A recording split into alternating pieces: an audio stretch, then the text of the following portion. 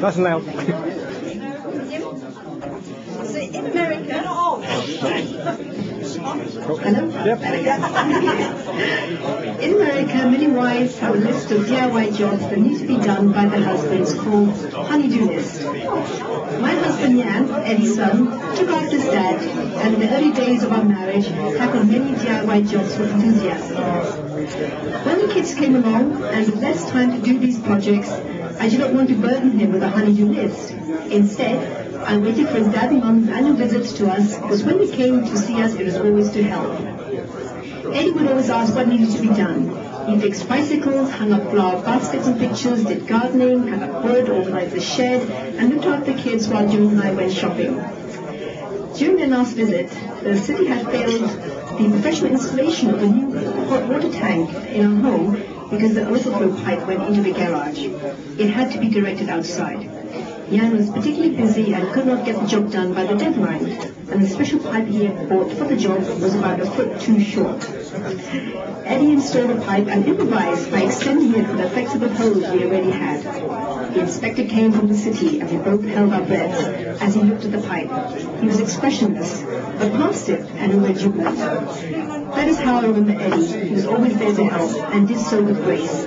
He was the best father-in-law a daughter-in-law could wish for.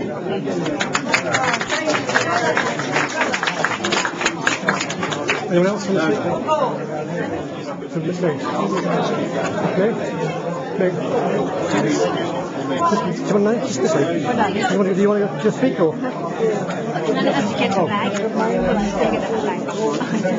I'll speak what's Whilst my mother-in-law's honey bag up, I'll share a story from yesterday.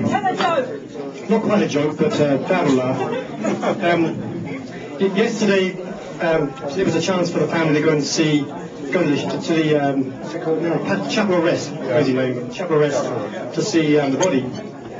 And I know if Dad was there, and if he were here today and say, what are you nincompoops doing? I'm not there, I'm up here. I'm here inside your heart.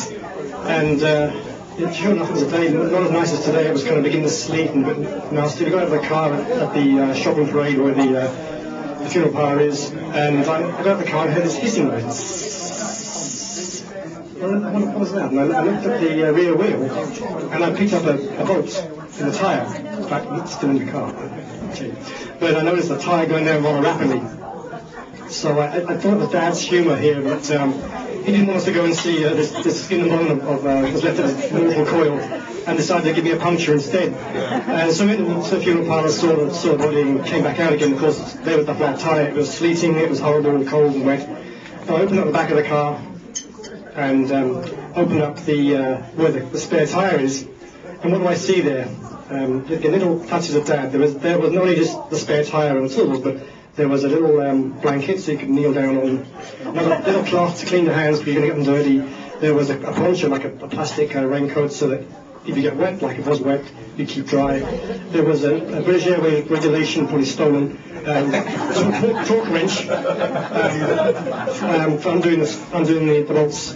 So I took my stuff out, and I had to thank Dad that, okay, he gave me the puncture, thanks Dad, but he had actually provided me the tools to fix it. Of course, I go to undo the tyre, but it was done up by Dad last, and it was done up like a 707 wheel takeoff. And it took both Mary and I to kind of lean on this 2-foot torque wrench to undo it. But managed to get the wheel off and the new wheel put back on, and off we went. But I had to laugh that there was us doing this crazy thing, going to see a body, which wasn't bad, and at least he had to laugh by giving us a puncture to do.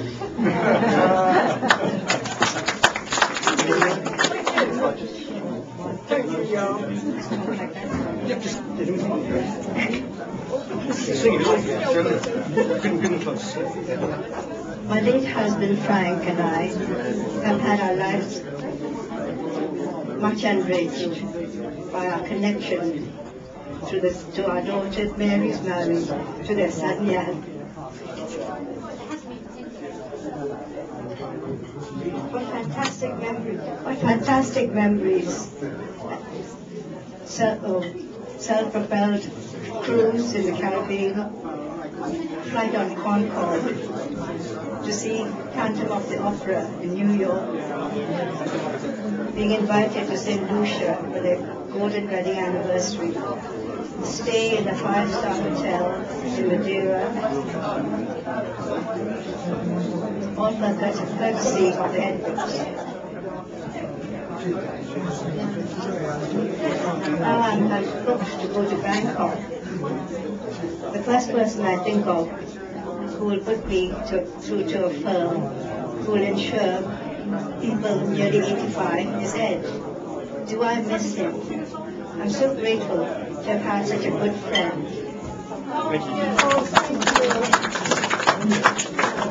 Is there anyone else that would like to say a few words?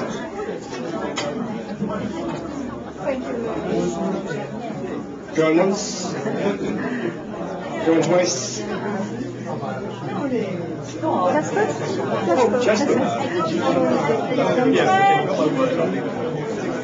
I'm going to teach everyone in this room how to do the take off your thumb trick. First, you get your hand, then you bend the thumb. Then you get the other thumb, bend it like this. Then you get your pointer finger. Wait, but first you put your thumbs together like this, then you get your pointer finger, cover the app, and you can do this.